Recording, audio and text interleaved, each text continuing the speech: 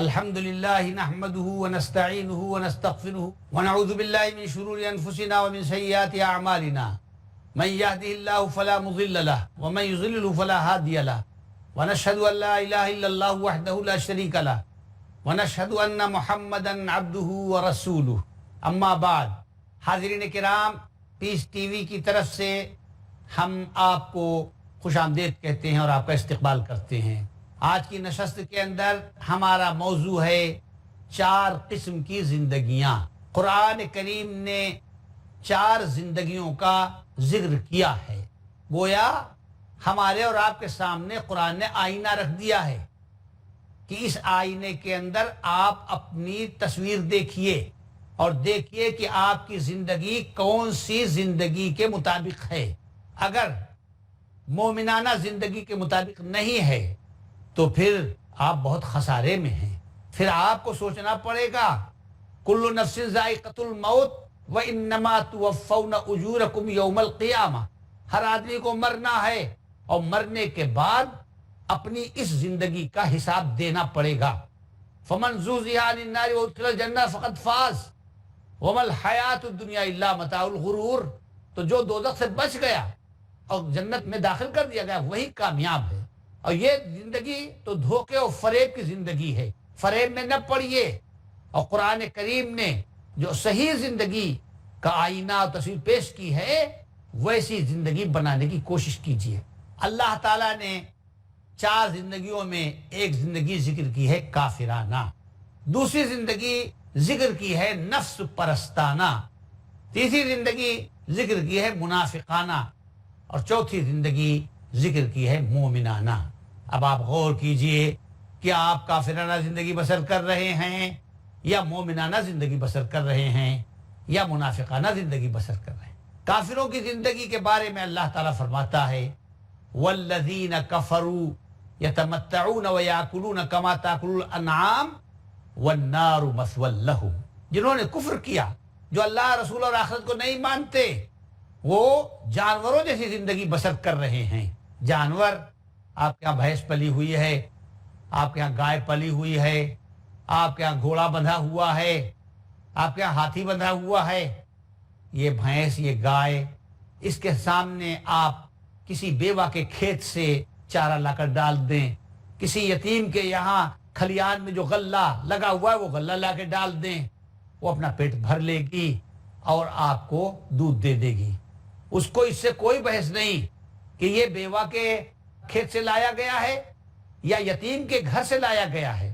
تو اس طرح کی زندگی ہم 70 سال کی زندگی بسر کرتے ہیں، 80 سال کی زندگی بسر کرتے ہیں، اور اتنی غفلت اور اتنی بے حسی اور اتنی لاپرواہی کی زندگی بسر کرتے ہیں کہ 70-80 سال کی پہاڑ جیسی زندگی، اس میں ایک دن بھی آپ یہ نہیں سوچتے کہ جو کھا رہے ہیں وہ حلال کھا رہے ہیں یا حرام کھا رہے ہیں، جو کر رہے ہیں پیدا کرنے والے نے اس کام کو اجازت دی ہے یا نہیں اجازت دی ہے.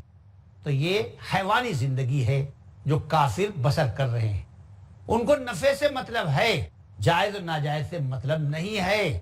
ان کو اونچی بلڈنگیں بنانے سے مطلب ہے، یتیم و بیوہ سے ان کو کوئی مطلب نہیں ہے. تو وہ لوگ کہ جنہوں نے کفر کیا اور اپنے رب اور رسول کو نہیں مانتے، ان کی زندگی ہے جیسے جانور کہ وہ مزے اڑا رہے ہیں اور کھا رہے ہیں. ایسے شخص جس نے 70-80 سال کی زندگی اس طرح گزاری ہو، اللہ کی زمین پر رہتے ہوئے اور اللہ کے آسمان کے نیچے بستے ہوئے اللہ کے ساتھ غداری، بے وفائی کی زندگی بسر کی ہو، اگر اس کو آگ میں ڈال دیا جائے، اگر اس کو جلا دیا جائے تو یہ ناانصافی ہے، یہ ظلم ہے، یہ عین انصاف اور عین عدل ہے. 70-80 سال تک ایک آدمی کتنا اناج کھاتا ہے، کتنا گوشت کھاتا ہے، کتنا دودھ استعمال کرتا ہے، اور پانی وغیرہ کی تو کوئی انتہا نہیں ہے. اتنی نعمتیں اللہ تعالیٰ کی استعمال کر کے اور اللہ تعالیٰ کا ایک لمحے کے لیے بھی خیال نہیں کیا، تو سب سے زیادہ پاپی تو یہی انسان ہے. یہ ہے کافرانہ زندگی. تو کیا ہماری زندگی اس طرح کی نہیں ہے؟ مسلمان غفلت کی زندگی نہیں بسر کر رہے ہیں؟ مسلمان آزادی کی زندگی نہیں بسر کر رہے ہیں؟ مسلمانوں کو کوئی احساس ہوتا ہے وائے ناکامی متائے کارواں جاتا رہا، کارواں کے دل سے احساس زیاں جاتا رہا۔ دوسری زندگی ہے نفس پرستی کی زندگی، اس کا بھی اللہ تعالیٰ نے ذکر کیا ہے۔ زُيِّنَ لِلنَّاسِ حُبُّ الشَّهَوَاتِ مِنَ النِّسَاءِ وَالْبَنِينَ وَالْقَنَاطِيرِ الْمُقَنطَرَةِ مِنَ الذَّهَبِ وَالْفِضَّةِ وَالْخَيْلِ الْمُسَوَّمَةِ وَالْأَنْعَامِ وَالْحَرْثِ ذَلِكَ مَتَاعُ الْحَيَاةِ الدُّنْيَا وَاللَّهُ عِندَهُ حُسْنُ الْمَآبِ۔ نفس پرستی جو کرتے ہیں، بیوی کی پوجا، اولاد کی پوجا، یعنی ہر وقت ان کا نشانہ اور ہر وقت ان کا نصب العین یہ ہے کہ یہ جو بیوی ان کے گھر میں آئی ہے، یہ جو نئی دلہن آئی ہے، یہ خوش رہے، چاہے باپ کو لات مارنا پڑے اور چاہے ماں کو لات مارنا پڑے اور چاہے بھائی بہن کو چھوڑنا پڑے۔ ہمارے بھائی، ہماری بہن، ہمارے ماں باپ ہماری مدد کے کتنے مستحق ہیں، انہوں نے پوری زندگی ہم کو پروان چڑھانے میں اور ہم کو ترقی دینے میں صرف کر دی، ساری پونجی لگا دی۔ اب وہ کمزور ہو گئے، بیمار ہیں، بوڑھے ہیں، ان کی ہڈیاں بھربھری ہو گئی ہیں، وہ ہماری مدد کے محتاج ہیں، لیکن ایک بیوی کو خوش کرنے کے لیے سب کو کنارے لگا دیا، ماں و باپ کو۔ یہ ہے نفس پرستی کی زندگی۔ کچھ لوگ ایسے ہوتے ہیں کہ جو 24 گھنٹے اپنی اولاد کی فکر میں رہتے ہیں۔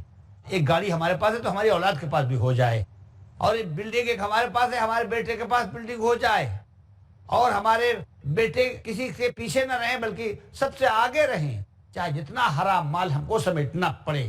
اپنی آخرت برباد کر دیتے ہیں اولاد کے لیے، اور بعض دفعہ اولاد دھکے دے کے چلی جاتی ہے۔ تو کچھ لوگ ایسے ہوتے ہیں جو اولاد کے لیے اپنی زندگی صرف کرتے ہیں۔ کچھ لوگ ایسے ہوتے ہیں جو چاندی اور سونے کے سمیٹنے میں لگے رہتے ہیں۔ بنیوں کو دیکھیے، بقالوں کو دیکھیے، لالا جی کو دیکھیے، دکان پہ بیٹھے ہوئے ہیں، نوٹ گن رہے ہیں، چاندی اور سونا تول رہے ہیں، دوپہر کا کھانا بھی بھولے ہوئے ہیں، ناشتہ ملے یا نہ ملے، فاقہ ہو رہا ہو، لیکن نوٹوں کی گڈیاں آتی ہیں تو ان کو کھانے پینے کی کوئی ضرورت نہیں ہے، اسی میں لگے ہوئے ہیں، اور سود در سود اور بیاج در بیاج۔ یہ نہیں دیکھتے کہ ان کے سود کی وجہ سے کسی کی مکان کی ڈگری ہو رہی ہے، کسی کے کھیت کی ڈگری ہو رہی ہے، مکان قرق ہو رہا ہے، کھیت اجاڑا جا رہا ہے، بس ان کو تو سونے اور چاندی سے مطلب ہے۔ کچھ لوگ ہیں کہ جو جانور گھوڑا پال رکھا ہے، بھینس پال رکھی ہے، صبح ہوتی ہے تو گوبر پر اور شام ہوتی ہے تو گوبر پر، یعنی جیسے یہاں کھلے ویسے پہنچ گئے بھینس کے پاس کو نہلانے دھلانے اور اس کا گوبر اٹھانے کے لیے، اور سوتے تو اس سے پہلے اپنے بھینس کی خبر گیری کی۔ تو اچھی بات ہے جانور کی خبر گیری کی جائے، مگر اس سے زیادہ تو خبر گیری کی مستحق والی ماں ہے، مگر ماں کی طرف توجہ نہیں کریں گے، بھینس کی طرف، گائے کی طرف، جانور کی طرف توجہ کریں گے۔ ایک ایسے بھی لوگ ہیں۔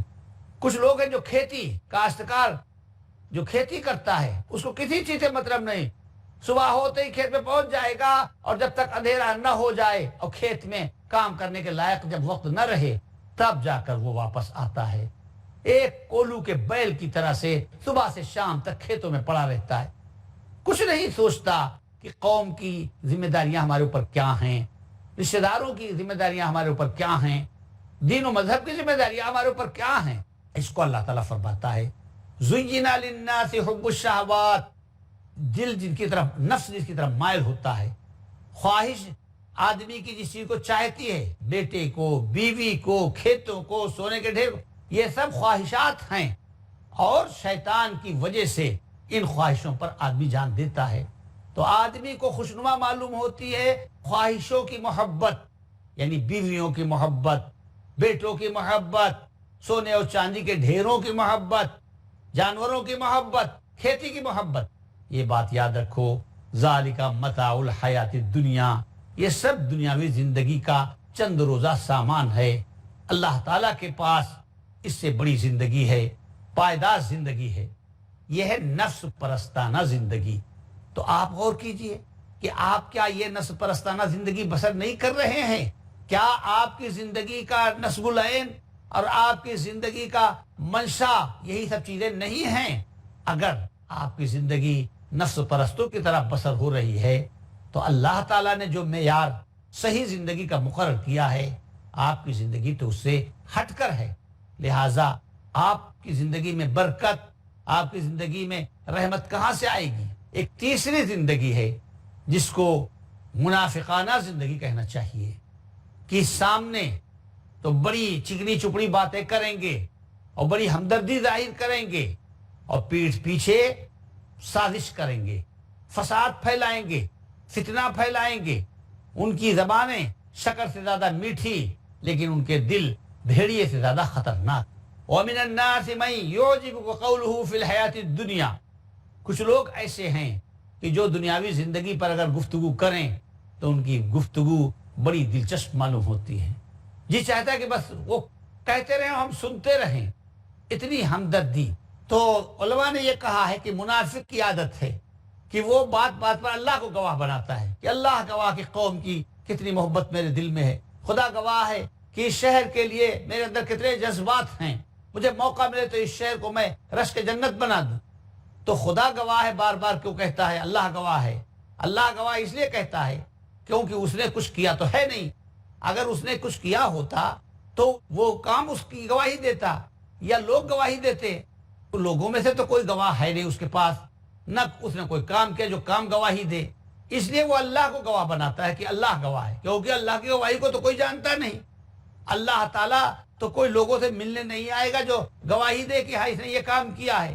تو ایک ایسی چیز کو گواہ بناتا ہے جس کا لوگوں کے پاس علم کا کوئی راستہ نہیں، یعنی جب کوئی کام ہی نہیں ہے تو گواہی کون دے؟ تو بار بار وہ کہتا ہے اللہ گواہ۔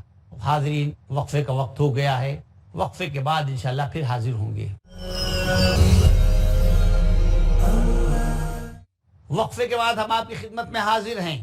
تو علماء نے یہ کہا ہے کہ منافق کی عادت ہے کہ وہ بات بات پر اللہ کو گواہ بناتا ہے کہ اللہ گواہ کہ قوم کی کتنی محبت میرے دل میں ہے، خدا گواہ ہے کہ اس شہر کے لیے میرے اندر کتنے جذبات ہیں، مجھے موقع ملے تو اس شہر کو میں رشک جنت بنا دوں۔ تو خدا گواہ ہے بار بار کیوں کہتا ہے اللہ گواہ ہے؟ اللہ گواہ اس لیے کہتا ہے کیونکہ اس نے کچھ کیا تو ہے نہیں۔ اگر اس نے کچھ کیا ہوتا تو وہ کام اس کی گواہی دیتا یا لوگ گواہی دیتے، تو لوگوں میں سے تو کوئی گواہ ہے نہیں اس کے پاس، نہ اس نے کوئی کام کیا جو کام گواہی دے، اس لیے وہ اللہ کو گواہ بناتا ہے کہ اللہ گواہ ہے، کیونکہ اللہ کی گواہی کو تو کوئی جانتا نہیں۔ اللہ تعالیٰ تو کوئی لوگوں سے ملنے نہیں آئے گا جو گواہی دے کہ ہاں اس نے یہ کام کیا ہے۔ تو ایک ایسی چیز کو گواہ بناتا ہے جس کا لوگوں کے پاس علم کا کوئی راستہ نہیں، یعنی جب کوئی کام ہی نہیں ہے تو گواہی کون دے؟ تو بار بار وہ کہتا ہے اللہ گواہ۔ وَإِذَا تَوَلَّى سَعَى فِي الْأَرْضِ لِيُفْسِدَ فِيهَا، اور جب مجلس سے اٹھتا ہے تو فساد پھیلاتا ہے اور فساد کی کوشش کرتا ہے۔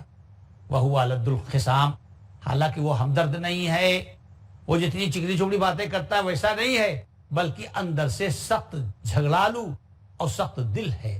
واللہ لا يحب الفساد، اللہ تعالیٰ فساد کو پسند نہیں کرتا۔ یہ منافقانہ زندگی ہے۔ اس کے بعد اللہ تعالیٰ نے ایک زندگی ذکر کی ہے، حدیث میں بھی اس طرح کی زندگی کا ذکر آیا ہے۔ آیت المنافق ثلاث، اذا حدث کذب واذا وعد اخلف واذا اؤتمن خان۔ سب چیزیں ظاہر کی ہیں، اندر کی کوئی چیز نہیں۔ وعدہ کرے گا تو جھوٹ بولے گا، وعدہ کرے گا تو وعدہ خلافی کرے گا، باتیں کرے گا تو جھوٹ بولے گا، اور اگر امانت رکھی جائے تو امانت میں خیانت کرے گا۔ اور بعض روایتوں میں آتا ہے کہ وہ اذا خاصم فجرا، کسی بات میں اگر اختلاف ہو جائے تو حد سے زیادہ بڑھ جاتا ہے، یعنی مار پیٹ کے اوپر آمادہ ہو جاتا ہے، خوریزی پر آمادہ ہو جاتا ہے۔ تو یہ ہے منافقانہ زندگی۔ ہمیں غور کرنا چاہیے کہ کیا ہماری زندگی منافقانہ تو نہیں بسر ہو رہی ہے کہ ہم مجلس کے اندر تو بڑے بڑے دعوے کرتے ہیں، ہم مجلس کے اندر بڑی ہمدردی کا اظہار کرتے ہیں، اور پیٹھ پیچھے ہماری زندگی عمل سے خالی بلکہ اس کے برعکس ہم کرتے ہیں۔ ایک چوتھی زندگی ہے جو مومنانہ زندگی ہے، جس کے بارے میں اللہ تعالیٰ فرماتا ہے یا ایھا الذین آمنوا، یا ایھا الذین آمنوا ارکعوا واسجدوا واعبدوا ربکم وافعلوا الخیر لعلکم تفلحون وجاہدوا فی اللہ حق جہادہ واجتباکم وما جعل علیکم فی الدین من حرج ملۃ ابیکم ابراہیم وسماکم المسلمین من قبل وفی ھذا لیکون الرسول شہیدا علیکم وتکونوا الشہداء علی الناس فاقیموا الصلاۃ وآتوا الزکاۃ واعتصموا باللہ۔ یہ ہے مومنانہ زندگی۔ اس زندگی کا نقشہ اللہ تعالیٰ نے، اس زندگی کا آئینہ کیا پیش کیا ہے؟ یا ایھا الذین آمنوا ارکعوا واسجدوا، اے ایمان والو اللہ کے سامنے جھکو، اللہ کے سامنے سجدہ کرو، نیکی کرو تاکہ فلاح پاؤ، اور اپنے دین کو پھیلانے میں جد و جہد سے کام لو۔ مال خرچ کرنے کی ضرورت ہو تو مال خرچ کرو، اثرات کو خرچ کرنے کی ضرورت ہو تو اثرات خرچ کرو۔ تم کو اللہ تعالیٰ نے مسلم کہا ہے، اور قرآن کریم میں بھی تم کو مسلم کہا گیا ہے، اور یہ اس لیے کہا گیا ہے تاکہ رسول تمہارے بارے میں شہادت دے اور تم لوگوں کے بارے میں شہادت دو۔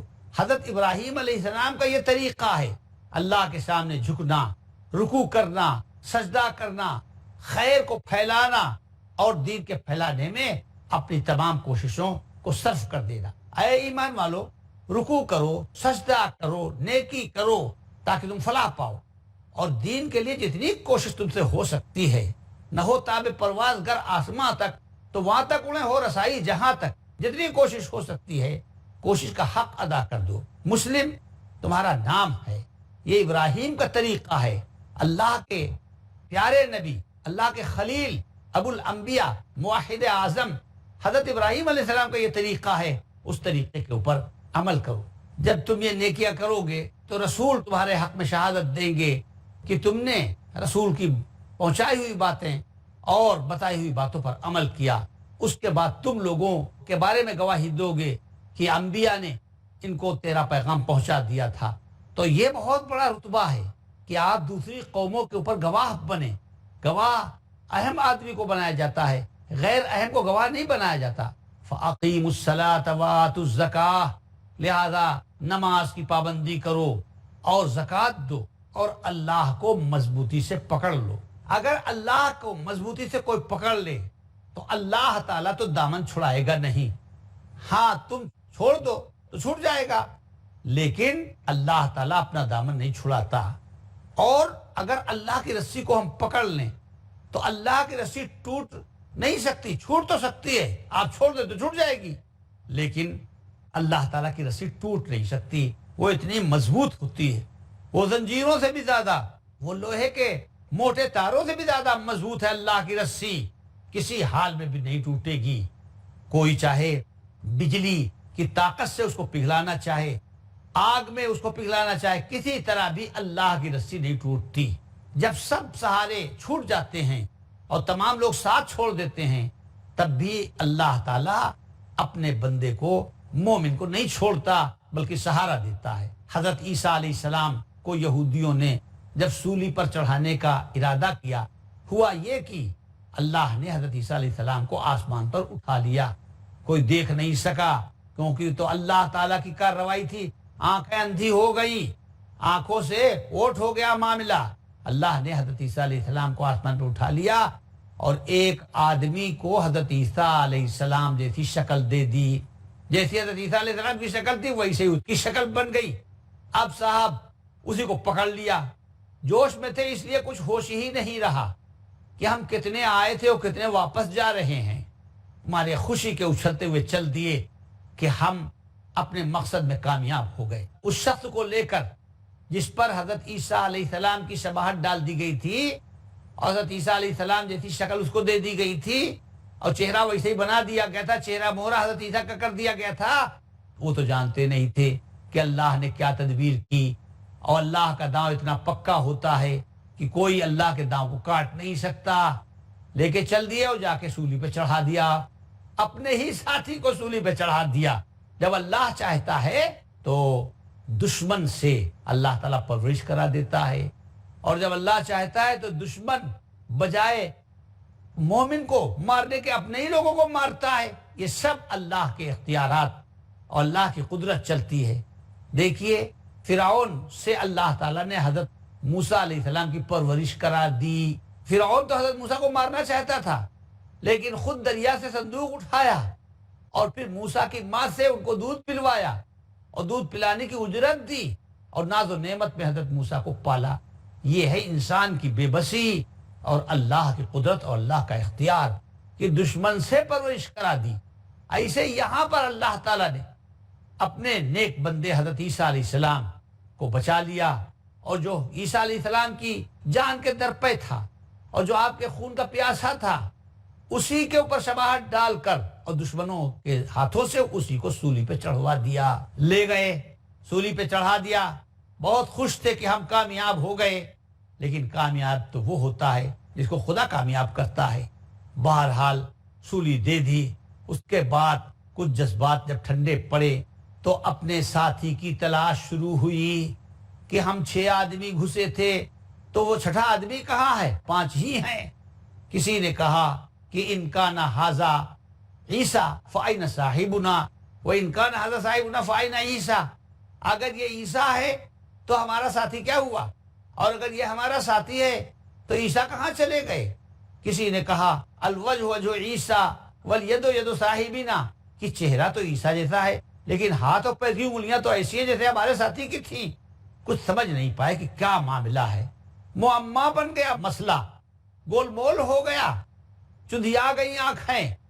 اسی کو اللہ فرماتا ہے وما قتلوہ وما صلبوہ ولکن شبہ لہم، نہ وہ حضرت عیسیٰ علیہ السلام کو قتل کر سکے، نہ حضرت عیسیٰ علیہ السلام کو سولی پر چڑھا سکے، بلکہ معاملہ ان کے اوپر گول مول ہو گیا۔ اللہ کی رسی نہیں ٹوٹتی، اللہ کی رسی مضبوط ہوتی ہے۔ جب تمام چیزیں منقطع ہو جاتی ہیں تب بھی اللہ اپنے بندے کی مدد کرتا ہے۔ تو دوستو، یہ ہے مومنانہ زندگی کا نقشہ۔ اللہ تعالی ہمیں مومنانہ زندگی بسر کرنے کی توفیق عطا فرمائے۔ وآخر دعوانا الحمدللہ رب العالمین۔